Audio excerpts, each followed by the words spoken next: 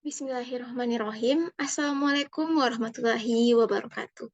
Perkenalkan, saya Anissa Nurul dengan NIM 21040450024 dari Program Studi Bimbingan dan Konseling jurusan Psikologi Pendidikan dan Bimbingan Fakultas Ilmu Pendidikan Universitas Negeri Makassar. Nah, di video kali ini saya akan menjelaskan terkait pendekatan konseling. Nah, yang pertama, ini poin-poin penting yang akan saya bahas. Yang pertama yaitu pendekatan konseling direktif, yang kedua pendekatan konseling non-direktif, dan yang ketiga pendekatan konseling eklektik. Nah, yang pertama yang akan saya bahas yaitu pendekatan konseling direktif.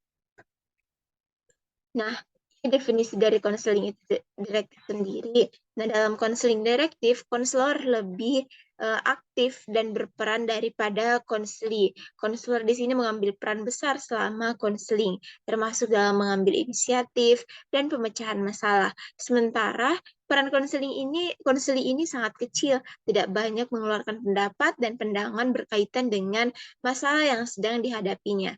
Nah, selama proses konseling, aktivitas lebih banyak didominasi oleh konselor sebagai penentu arah konseling dan pengambil keputusan.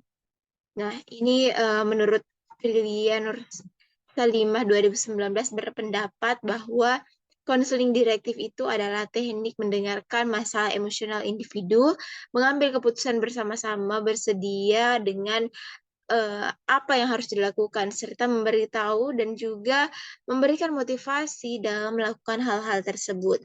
Juga demikian pemecahan permasalahan di dalam proses konseling dilakukan konseli dengan memanfaatkan serta menggunakan hasil tes diagnosis.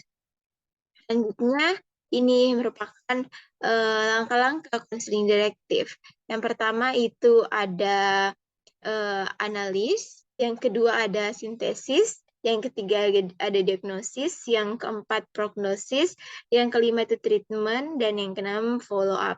Nah, di mana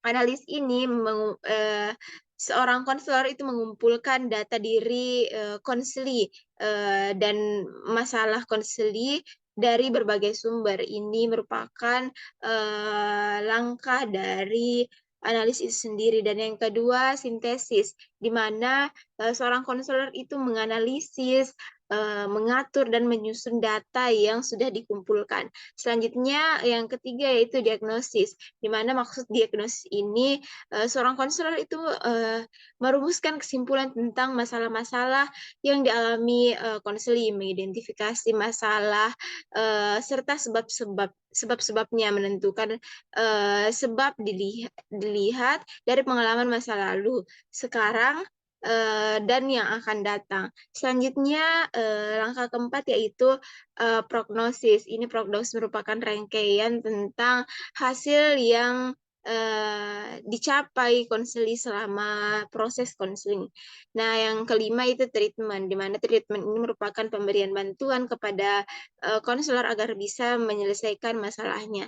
Dan yang terakhir yaitu follow up, di mana follow up ini merupakan usaha menentukan efektivitas konseling yang ataupun usaha menentukan efektivitas proses konseling yang sudah dilakukan oleh konselor. Selanjutnya, kelebihan dari konseling direktif itu sendiri. Yang pertama, waktu yang dibutuhkan itu lebih singkat. Yang kedua, data yang didapatkan lebih lengkap. Dan yang ketiga, solusi yang diberikan konselor sebagai dasar pemikiran konseli dalam pemecahan masalahnya. Dan yang keempat, cocok digunakan untuk konseli yang kurang berpendidikan. Di mana maksudnya ini konselor yang tidak mau terbuka dan anak-anak serta individu dengan masalah-masalahnya yang tidak mau terlalu bersifat emosional. Selanjutnya, kekurangan dari konseling direktif sendiri. Yang pertama, meragukan kemampuan konseli untuk memecahkan masalahnya sendiri. Dan yang kedua, tidak efektif untuk konseli dengan masalah emosional yang mendalam. Selanjutnya yang akan kita bahas yaitu terkait pendekatan konseling non-direktif. Nah, ini definisi dari konseling non-direktif sendiri. Jadi, pendekatan konseling ini berpusat pada konseli yang sering pula disebut sebagai konseling self. Konseling non-direktif ini atau konseling progiran, client center, terapi atau psikoterapi non-direktif adalah suatu metode perawatan psikis yang dilakukan dengan cara berdialog antara konselor dengan konseli agar tercapai gambaran yang serasi antara ideal self ataupun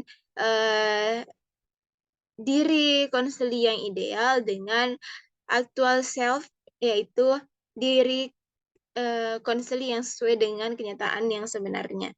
Selanjutnya, nah ini menurut Suryati S dalam jurnal Megawati M 2022 berpendapat bahwa pendekatan konseling non-direktif ini difokuskan pada tanggung jawab dan kesanggupan konseli untuk menemukan cara-cara menghadapi kenyataan secara lebih penuh. Konseli sebagai orang yang mengetahui dirinya sendiri adalah orang yang seharusnya yang harus menemukan tingkah laku yang lebih pantas bagi dirinya sendiri. Nah, ini merupakan selanjutnya ini merupakan ciri-ciri dari konseling non-direktif. Yang pertama yaitu pendekatan non-direktif memfokuskan kepada tanggung jawab dan kesediaan diri konseli. Maksudnya di sini dalam mengemukakan dan menentukan cara-cara yang akan dipilih dalam menghadapi pilihannya, konseli sebagai orang yang paling mengetahui dirinya sendiri.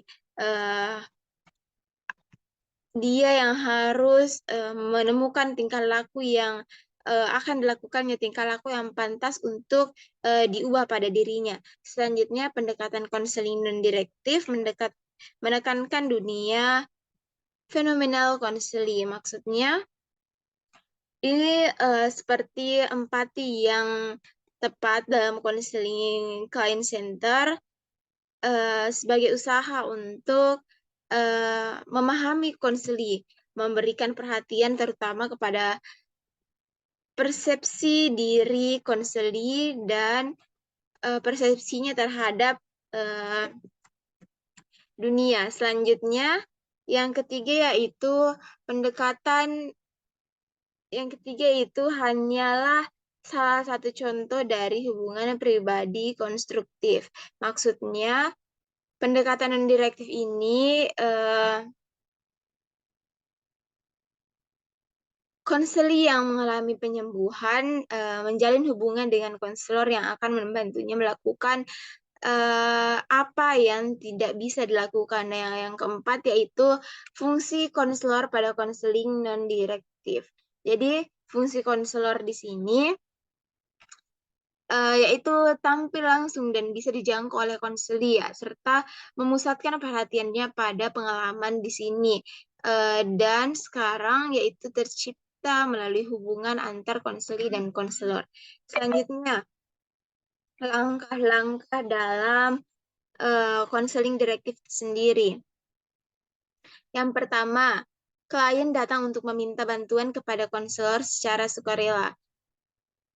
Nah, bila klien ataupun konseli datang atas petunjuk seseorang, maka konselor harus mampu menciptakan suasana permisif, santai, penuh keakraban dan kehangatan, serta terbuka sehingga konselinya sendiri itu merasa dapat menentukan sikap dalam pemecahan masalahnya. Selanjutnya yang kedua, merumuskan situasi bantuan, di mana dalam merumuskan situasi bantuan ini dalam merumuskan proses konseling sebagai bantuan untuk konseli itu sendiri didorong untuk menerima tanggung jawab untuk melaksanakan pemecahan masalahnya sendiri, di mana dorongan ini hanya bisa dilakukan apabila konselor yakin pada kemampuan konseli untuk mampu membantu dirinya sendiri. Yang ketiga yaitu konselor mendorong konseli untuk mengungkapkan perasaannya secara bebas, di mana dengan menunjukkan sikap permisif, santai, penuh keakraban, kehangatan, terbuka, serta terhindar dari ketegangan-ketegangan, memungkinkan konselor untuk mengungkapkan perasaannya sehingga dirasakan meredanya ketegangan atau tekanan batinnya. Yang keempat, konselor secara tulus menerima dan menjernihkan perasaan konseli, di mana ini sifat di mana konselor akan memberikan respon yang tulus dan menjernihkan perasaan-perasaan negatif konseli itu sendiri. Selanjutnya yang kelima, setelah perasaan negatif dari klien ataupun konselor itu terungkap, maka secara psikologis bebannya mulai berkurang.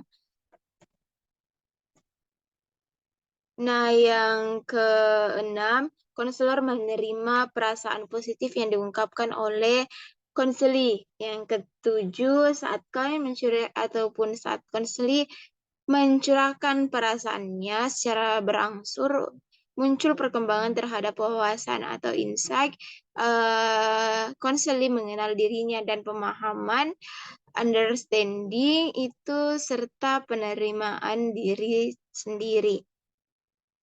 Selanjutnya, apabila konseli telah memiliki pemahaman terhadap masalahnya dan menerimanya, maka konseli ini memulai membuat keputusan untuk melangkah memikirkan tindakan selanjutnya, di mana apabila klien tersebut sudah menentukan langkah selanjutnya, artinya bersamaan dengan timbulnya pemahaman, munculnya proses verifikasi untuk mengambil keputusan dan tindakan yang memungkinkan akan diambil oleh konseli itu sendiri. Selanjutnya, kelebihan dan kekurangan konseling non-direktif. Yang pertama, pemusatan pada konseli dan bukan pada terapis. Selanjutnya, yang kedua, identifikasi dan wahana utama dalam mengubah kepribadian, dan yang ketiga itu lebih menekankan kepada sikap terapi daripada teknik, dan yang keempat memberikan kemungkinan untuk melakukan penelitian dan penemuan kuantitatif, dan yang kelima penekanan emosi, perasaan, dan afektif dalam terapi, dan yang keenam menawarkan perspektif up to date dan optimis, dan yang ketujuh konseli memiliki pengalaman positif dalam terapi ketika mereka fokus dalam menyelesaikan masalahnya.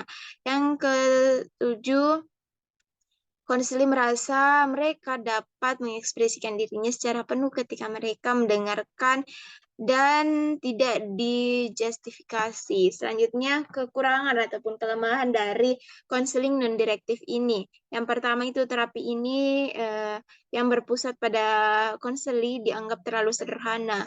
Dan yang kedua yaitu terlalu menekankan aspek emosional, aspek afektif, emosional, dan perasaan. Yang ketiga, tujuan untuk setiap konseli yang memaksimalkan dirinya.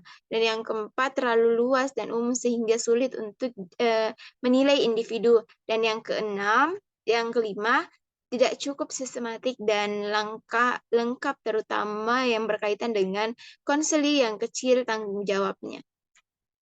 Selanjutnya, yang terakhir yaitu pendekatan konseling eklektik, di mana konseling eklektik ini merupakan terminologi dalam bimbingan dan konseling, dan merupakan psikoterapi yang dalam pelaksanaannya memilih teori yang baik dari sekian banyak teori konseling yang ada, menggunakan metode yang terbaik dari berbagai macam metode yang digunakan dalam menyelesaikan masalah yang dihadapi oleh konseli itu sendiri. Nah, konseling eklektik ini yang bersifat eksklusif dan integratif, serta praktis penggunaannya memakai lebih dari satu pendekatan. Bisa menggunakan pendekatan yang bersifat direktif atau bersifat pendekatan non-direktif. Bahkan bisa menggunakan keduanya secara bersamaan atau mengintegrasikan antara direktif dan non-direktif dalam menangani masalah yang dihadapi oleh konseli itu sendiri. Selanjutnya, jenis-jenis dari konseling eklektik. Yang pertama yaitu konseling eklektik singkat. Seperti namanya, ini adalah bentuk konseling eklektik jangka pendek yang sering kali menggabungkan aspek perilaku, psikodinamik, dan kognitif yang diterapkan pada sejumlah sesi terbatas seringkali untuk mengatasi masalah tertentu. Pendekatan ini digunakan untuk konseling pada PTSD dengan membantu orang membuat makna dari pengalaman traumatis mereka dan mengembangkan strategi coping baru. Selanjutnya jenis yang kedua yaitu konseling kognitif interpersonal, di mana pendekatan ini menggunakan aspek konseling perilaku kognitif untuk membantu orang dalam memahami bagaimana pikiran mereka mempengaruhi hubungan mereka sendiri. Dan yang ketiga yaitu konseling multimodal, di mana jenis konseling ini mengacu pada unsur-unsur teori pembelajaran sosial kognitif dan mengintegrasi sejumlah teknik dari pendekatan konseling lainnya. Kebutuhan spesifik individu dinilai dengan melihat perilaku, pengaruh, indera, visualisasi, kognisi, hubungan, dan kesehatan fisik mereka. Dan yang keempat, yaitu konseling transdirektia, yaitu pendekatan ini berfokus pada pemahaman tahapan dan proses perubahan. Dengan menggunakan pengetahuan ini, orang kemudian akan dapat bekerja untuk mencapai tujuan mereka, meningkatkan hubungan mereka, dan menciptakan perubahan positif dalam hidup mereka. Nah, selanjutnya, langkah-langkah dalam konseling eklektik ini. Yang pertama, tahap eksplorasi masalah. Maksudnya pada tahap ini konselor itu menciptakan hubungan sebaik mungkin dengan konseli, membina hubungan saling percaya, menggali kepercayaan konseli lebih dalam, mendengarkan apa yang menjadi perhatian konseli, menggali pengalaman konseli dan merespon isi perasaan dan arti dari apa yang dibicarakan oleh konseli. Selanjutnya yang kedua yaitu tahap perumusan masalah.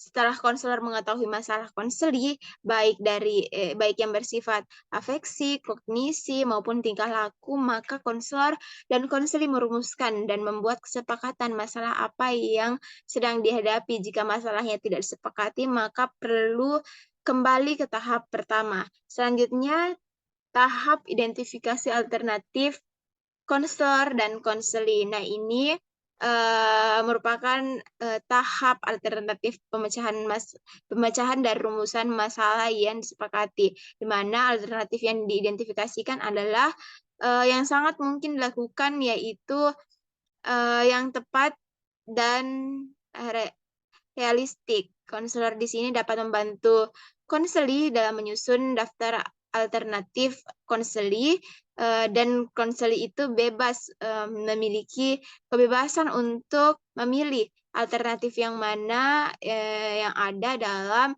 Nah, jadi dalam hal ini konselor tidak boleh melakukan alternatif yang harus dilakukan oleh konseli. Selanjutnya yang keempat yaitu tahap perencanaan, di mana tahap perencanaan ini konseli telah menetapkan pilihan dari sejumlah alternatif. Selanjutnya melakukan rencana tindakan. Rencana tindakan ini menyangkut apa saja yang dilakukan dan sebagainya. Selanjutnya tahap tindakan dan komitmen, di mana ini konselor perlu mendorong konseli untuk berkemauan melaksanakan rencana-rencana yang telah direncanakan. Usaha konseli untuk melaksanakan rencana sangat penting dalam keberhasilan konseling. Karena tanpa adanya tindakan yang nyata, maka proses konseling tidak ada artinya. Selanjutnya, tahap penilaian dan umpan balik konselor dan konseli perlu mendapat konseli. Jadi konseli perlu mendapatkan umpan balik dan penilaian tentang keberhasilannya. Dan jika ternyata ada kegagalan, maka perlu dicari apa penyebabnya dan konseli juga harus bekerja sama mulai dari awalnya lagi. Mungkin ini diperlukan rencana-rencana baru yang lebih sesuai dengan keadaan konseli dan perubahan-perubahan yang dihadapi oleh konseli. Nah, jika ini diperlukan, maka konselor dan konseli secara fleksibel menyusun alternatif ataupun rencana yang lebih tepat. Selanjutnya, kelebihan dan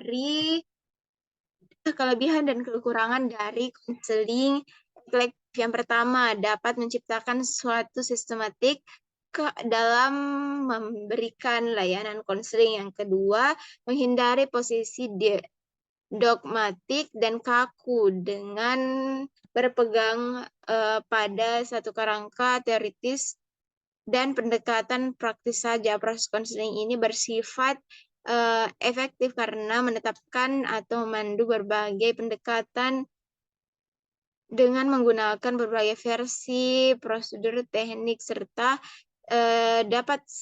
sehingga dapat melayani konseli sesuai dengan kebutuhannya. Selanjutnya yang keempat itu konselor dianggap lebih fleksibel karena dapat berada dalam kontinu dari direktif dan non-direktif. Selanjutnya kekurangannya dari konseling eklektik ini yang pertama, pendekatan konseling eklektif itu merupakan teori yang tidak memiliki teori atau prinsip khusus dalam kepribadiannya.